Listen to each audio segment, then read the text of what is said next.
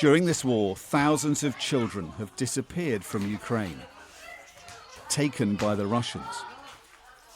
This is the extraordinary story of 15 orphans who escaped their clutches, and a look at the fate of the many others who haven't been so lucky.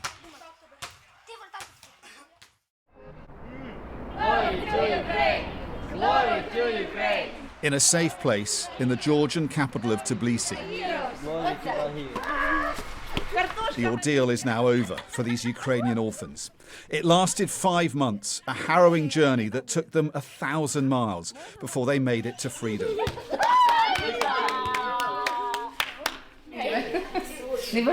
Thanks to a remarkable woman. Natalia was the director of their orphanage when Russian forces seized the area.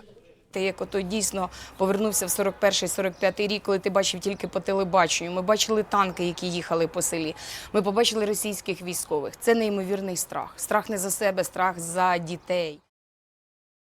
We know from CCTV footage taken in another orphanage how the Russian military has searched for children in this war. 3 weeks after it began, they turned up at Natalia's orphanage too. Menacing men in uniform with guns seeking out her children. Коли вони заїхали на територію школи, коли він мені ось так пальцем показав, іди сюди, це видно було тільки очі, це в балаклавах, повністю закриті, зі зброєю, вони не залишали свої автомати. Ось, і тільки тоді я зрозуміла, що таке відповідальність за дітей. She begged the Russians to let her take her children to Ukrainian-held territory.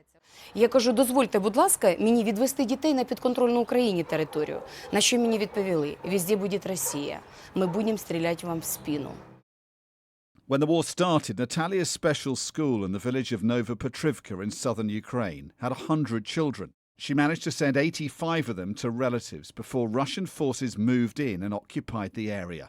4 months later, Russian soldiers came to take the 15 children left in her care. І під'їжджає кортеж з машин. До 6 машин було, і з машин вийшло дуже багато військових. Вони всі були озброєні, вони залишилися. Самий головний Іван заходить на територію, і я приїхав за дітьми. Russian state TV filmed the day for propaganda purposes. Their footage shows the children being loaded onto buses, but not what the children say happened before that. That they pleaded with the military not to take them, and Russian soldiers fired their guns to make them move. 14-year-old Dasha describes those chilling moments. Вже ми почали сперечатися з ними, казати, що ми не хочемо їхати, ми лише в підвалі будемо. І вони почали на території школи почали стріляти. Нам тоді страшно було, тому що ми чули і бачили, як він стояв, там багато солдатів стояло, і почали стріляти. They say they were moved against their will at gunpoint, a clear violation of the laws of war. Natalia's nightmare was deepening.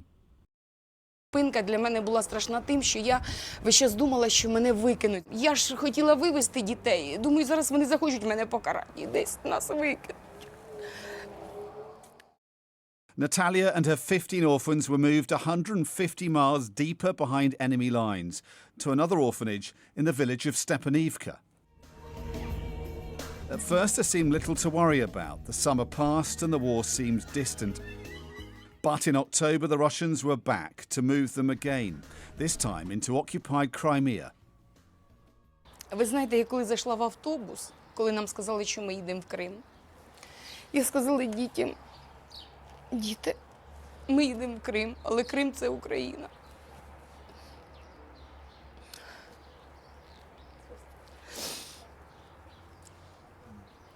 Тобто сталося те, що ми боялися, що нас заберуть і відвезуть. І вони теж не хотіли, я це знала. Russia was withdrawing from the area, retreating across the Dnipro River and taking civilians and children with them. For the orphans, it was terrifying. Страшний момент був, це коли ми плили в тому човні, він весь іржавий, хвилі хилитали човен, а в нас таке чувство було, що ми випадемо за борт. У мене було почуття, що ми більше не повернемося на рідну Україну. His fears were well founded. The children were on their way to Russia from Stepanivka and into Russian-occupied Crimea, ending up at the city of Jankoy the next day. From there, the Russians transported them through Crimea, then across the Kerch Strait, taking them over the border and into Russia. Natalia did what she could to reassure the children, telling them whatever happened, they wouldn't be forgotten. Ви зможете покинути цю країну, вас заберуть обов'язково. Кажу, про нас знають усі. Це було саме страшне сказати дітям слово «Росія», що везуть в Росію. До країни, яка прийшла і забрала в нас все. They were heading for a network of institutions in regions that spread across Russia and Russian-occupied Crimea, where Ukrainian children have reportedly been sent from their homeland, even though it's a war crime to take them to a foreign country. Some of them are more than 6,000 miles away in Russia's Far East. Sky News has confirmed these institutions have taken in Ukrainian children. Some are orphanages, some are summer camps, and some are boarding schools. We know Ukrainian teenagers were at this summer camp in Chechnya, Russia says with the consent of their parents. As its promotional videos show, military-style training is a key activity. Children are taught to handle and fire weapons. At another camp south of Moscow, where Ukrainian teenagers have been sent, children are taught that Ukraine is part of Russia.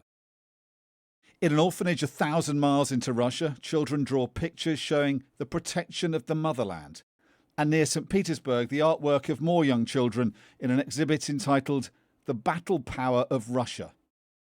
And there are many more locations across the country where Ukrainian children have reportedly been sent into a system that appears to indoctrinate young people in the authoritarian ideology of Putinist Russia. To avoid exploitation and propaganda, we've obscured faces and changed names. But the stories of 4 children can paint a picture of the experiences of many. There's 12-year-old Alina, who suffers from a severe physical condition and also has learning difficulties. She's seen here smiling in a photo taken in her Ukrainian orphanage, and then pictured again after Russians had moved her, looking withdrawn, with a shaved head. Katerina, also not her real name, is a Ukrainian teenager sent 600 miles into Russia. She says she wants to go home to Donetsk. Social media shows a boy from Ukraine in the same institution, filmed making a speech, saying faith and glory are with Russia forever. Victory is close. Ivan is another young child from Donetsk and sent to an institution hundreds of miles into Russia. He appears in a Russian news report here, another propaganda film in their information war. Putin! The Putin regime has exploited Ukrainian children in events overseen by the president himself. These children from the city of Mariupol, destroyed by Russia, paraded in a stadium in Moscow. The Russians claim they're saving children from a war zone and acting for humanitarian reasons. But that hasn't saved both Vladimir Putin and his Children's Rights Commissioner, Maria Lvova-Belova, from being indicted for the war crime of deporting children by the International Criminal Court, even if she rejects the allegations against her. Касается вообще обвинений Международного уголовного суда, они очень абстрактные. И у нас не поступало никаких документов. Мы не понимаем, в чем нас обвиняют. Все какие-то формулировки очень такие обтекаемые, да, ну, даже там предположительно участвовали в депортации детей. Но я тоже в детстве много историй страшных рассказывала. Дайте факты, давайте будем с ними разбираться. Пока это все выглядит как фарс, пока это все выглядит как совершенно не конкретно, непонятно. In these photos published by the Russian government, Maria Lvova-Belova is seen welcoming children from Ukraine, transported 2,500 miles to its east. Waiting Russian families are ready to receive the children. War crimes investigators say Russia's trafficking of children adds up to genocide, and its claims do not stand scrutiny.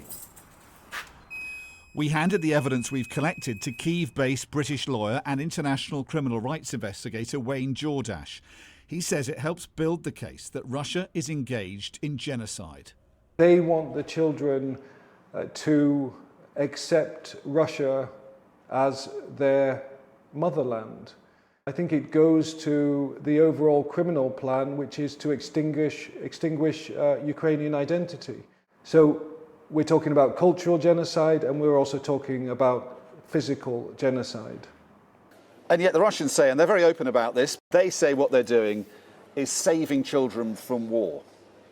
If this was about welfare, then the Russian administration would contact the ICRC, would contact the UN, would contact a range of international NGOs and help to reunite those children with their parents or their guardians. Unlike thousands of others, our 15 orphans' journey ended in escape from Russia. From a camp in Anapa, they crossed the border and reached the Georgian capital Tbilisi in November. A lucky few finding sanctuary after months caught up in Russia's brutal war and occupation. They showed us the route of their extraordinary odyssey. Throughout, Natalia had been in touch with international volunteers, waiting for them, worried they were about to be taken deeper into Russia. They were 3 days away from being dispersed, which is they put the kids on the train. The trains are eastbound. They go all the way to the far east of Russia, so 8 days on a train. And at the stops, people who want a child, or if a village has been told you will send somebody to get one, the kids are handed out at the station, and the people are told, that's now your child, go register them at the town office. The children remember the moment they left Russia and the relief they felt as they reached safety. Ми їхали і роздивлялися гори. Гори, і це коли ми Ну, все заїхали в одно гори. тривога внутрі була. Да. Ні, ми, якщо чесно, ми раді, дуже були раді, що ми звідти виїхали, дуже раді були. They're now waiting for the right moment to return to their homeland. Their deliverance from Russia only happened through the extraordinary courage and determination of Natalia, who can look back now, knowing she's kept her word to the children and led them to safety. І ось тут уже почалася, я називаю, дорога радості. Це просто вам не передати. Ну, я навіть зараз не вірю в те, що в мене все вдалося. Я навіть прокидаюсь зранку, думаю, ну невже? Невже це все вдалося? Так що це неймовірні почуття, це саме основне те, що я пообіцяла дітям, що я зроблю все, щоб їх звідти забрати. І в мене це вдалося.